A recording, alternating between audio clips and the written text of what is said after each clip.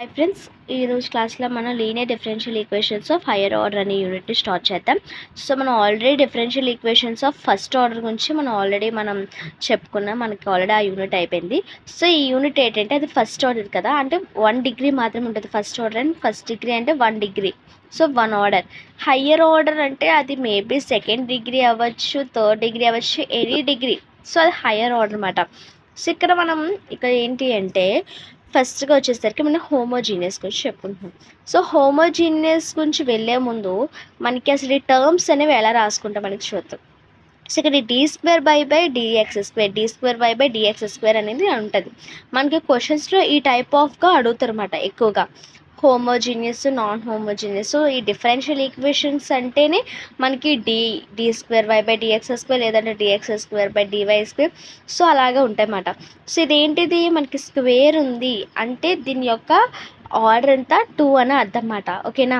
So ఇక్కడ చూసుకున్నట్టయితే మనం ఈ d2/dx2 అనే ఈ టర్మ్ అనేది మనం ఎన్ని విధాలుగా రాసుకోవచ్చు చూస్తే, ఇక్కడ d2/dx2 ఒక విధంగా రాసుకోవచ్చు, అదేవిధంగా d² ఇంటూ వైగా రాసుకోవచ్చు, లేదంటే y′గా రాసుకోవచ్చు, y2గా రాసుకోవచ్చు, లేదంటే y అనేసి పెట్టి ఇక్కడ డాష్ ఎలా అయితే రాసామో అలాగే 2 చుక్కలు కూడా పెట్టుకుంటాం. ఓకేనా.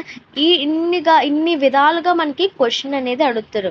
సో మీరు ఈ ఏ టైప్లో అడిగినా సరే మీకు దాని అర్థం ఏంటి, d2/dx2 అనే అర్థం ఎన్ని విధాలుగా అడిగినా. సో ఓకే కదా. సో ఈ టర్మ్స్లో అడుగుతారు. మరి హోమోజీనియస్కి నాన్ హోమోజీనియస్కి డిఫరెన్స్ ఏంటి అంటే, హోమోజీనియస్ అంటే మనకి లెఫ్ట్ సైడ్ ఏమైనా ఉన్నాయి కానీ రైట్ సైడ్ మాత్రం 0 మాత్రమే ఉంటుంది. ఓకేనా, 0 తప్ప ఇంకొక వాల్యూ అనేది ఉండదు. అదే నాన్ హోమోజీనియస్లో అయితే 0 ఉండదు, 0 కాకుండా ఇంకేమైనా వాల్యూస్ ఉంటాయి. ఫర్ ఎగ్జాంపుల్ మనకి ఎక్స్పోనెన్షియల్ అవ్వచ్చు, ట్రిగ్నోమెట్రీ అవ్వచ్చు, లేదంటే హైపర్బోలిక్ అవ్వచ్చు. మనం నాన్ హోమోజీనియస్ టాపిక్లోకి వెళ్ళినప్పుడు అవన్నీ చెప్పుకుందాం. సో ఇప్పుడు హోమోజీనియస్కి వచ్చేసరికి ఓన్లీ =0 మాత్రమే మనకు ఉంటుంది. ఓకే కదా. సో ఇది హోమోజీనియస్. సో ఇవి ఫర్ ఎగ్జాంపుల్స్ మాట, అంటే ఈ విధంగా ఉండొచ్చు అనేసి నేను జస్ట్ ఎగ్జాంపుల్స్ ఇచ్చాను. సో ఇక్కడ ఏంటంటే మనకి హోమోజీనియస్లో వచ్చేసరికి మనకి ఏంటి, కాంప్లిమెంటరీ ఫంక్షన్స్ అనేవి ఉంటాయి. సో మనకి ఇందులో వచ్చేసరికి పిఐ ఉండదు. ఓకేనా. సో పిఐ అంటే ఏంటి, పర్టికులర్ ఇంటిగ్రల్ అనమాట. సో పిఐ అనేది ఉండదు మనకి, ఇక్కడ ఓన్లీ వచ్చేసరికి సిఎఫ్ ఉంటుంది. సిఎఫ్ అంటే ఏంటి, కాంప్లిమెంటరీ ఫంక్షన్స్, లేదు అంటే యాక్సిలరీ ఫంక్షన్స్ అని కూడా అంటాము, యాక్సిలరీ ఈక్వేషన్స్ అని కూడా అంటామన్నమాట. సో కాంప్లిమెంటరీ ఫంక్షన్స్ మాత్రమే ఉంటాయి, పర్టికులర్ ఇంటిగ్రల్స్ అనేవి ఉంటాయి.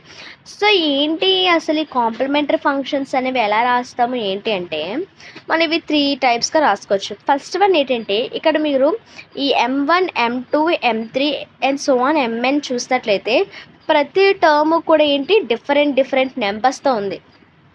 సో అక్కడ డిఫరెంట్ నెంబర్స్తో ఉంది అంటే, సో ఎమ్ అంటే ఏంటి అంటే ఇక్కడ రూట్స్ అని అర్థం. సో ఇవన్నీ ఏంటి, రూట్స్. మనం ఏదైతే యాక్సిలరీ ఫంక్షన్ మనం ఫైండ్ అవుట్ చేస్తామో అప్పుడు మనకు కొన్ని రూట్స్ అనేవి వస్తాయి. సో ఆ రూట్స్ ద్వారా మనం ఏంటి, అదేంటి, సో దీని ద్వారా మనకి ఏ కాంప్లిమెంటరీ ఫంక్షన్ వస్తుందని ఫైండ్ అవుట్ చేస్తాం. సో ఇక్కడ చూసినట్లయితే ప్రతిదీ డిఫరెంట్ నెంబర్స్తో ఉంది కాబట్టి ఇదేంటి, real and distinct. So distinct is nothing but different అని అర్థం అన్నమాట. సో డిఫరెంట్కి మనం ఈ విధంగా యూజ్ చేస్తాం. సో మనం ఈ డిఫరెంట్కి c1 e⁻m1x plus c2 e⁻m2x plus and so on cn into e⁻mnx అని యూజ్ చేస్తాం. సో ఇక్కడ c1, c2, c3 and so on cn అనేవి ఏంటి అంటే ఆర్బిట్రరీ కాన్స్టెంట్స్ అన్నమాట. ఓకేనా. సో అదేవిధంగా సో ఇక్కడ ఏంటి, ఇప్పుడు డిస్టింక్ట్ అయిపోయింది అంటే డిఫరెంట్ అయిపోయింది. ఒకవేళ 2 roots are equal and rest are different అంటే ఏంటంటే, సో ఇక్కడ ఎన్ని రూట్స్ ఉన్నాయంటే, ఫర్ ఎగ్జాంపుల్ ఒక 4 రూట్స్ ఉన్నాయి అనుకోండి, అందులో 2 రూట్స్ అనేవి ఈక్వల్, మిగతా 2 రూట్స్ అనేవి కూడా డిఫరెంట్. ఒకవేళ ఆ టైప్ ఆఫ్ అడిగితే, ఇక్కడ చూసారా m1, m1 ఇచ్చారు అంటే ఇక్కడ ఈ 2 రూట్స్ అనేవి ఏంటి, ఈక్వల్, మిగతా రూట్స్ అన్నీ కూడా డిఫరెంట్ అనేసి మనకు అర్థం అన్నమాట.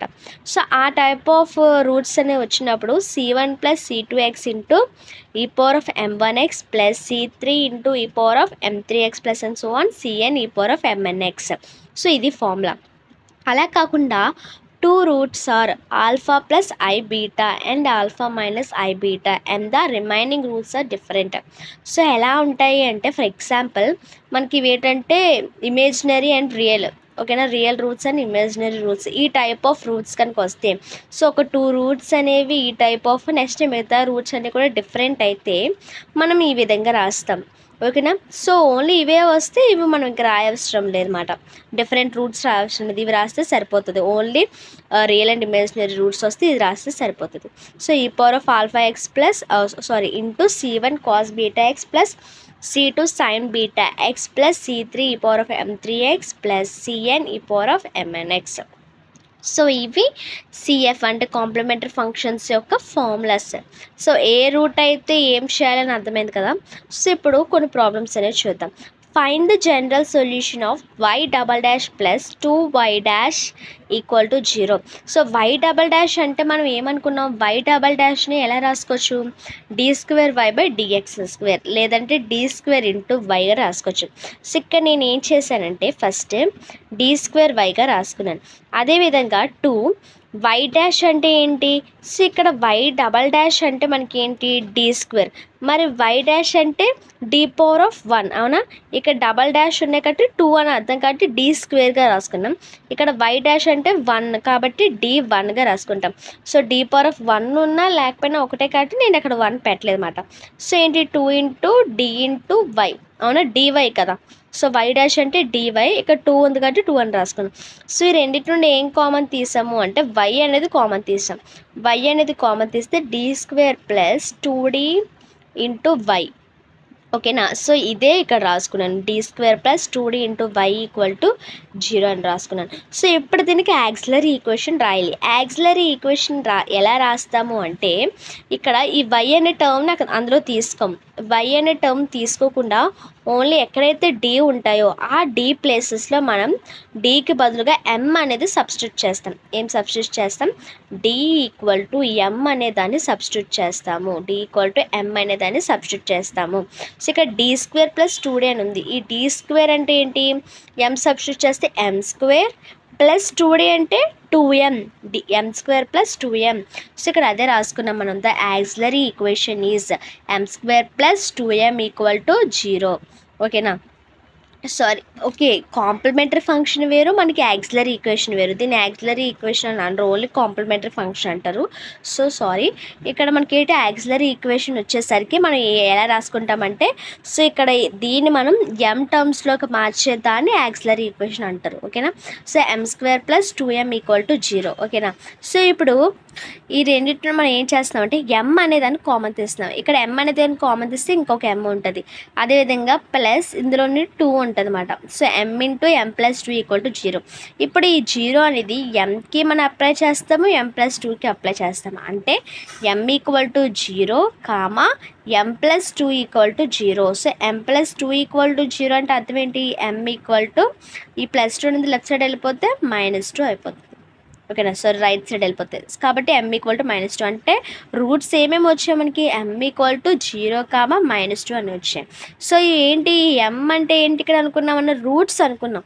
ఇక్కడ చూస్తే ఇవి రియల్, ఓకేనా. ఇవేమైనా ఇమేజినరీ ఉన్నాయా, ఇమేజినరీ లేదు. ఇమేజినరీ ఉన్నాయి అంటే అర్థం దాని పక్కన ఐ ఉంటుందని అర్థం. సో ఇక్కడ ఇమేజినరీ లేదు కాబట్టి ఇవి ఓన్లీ రియల్.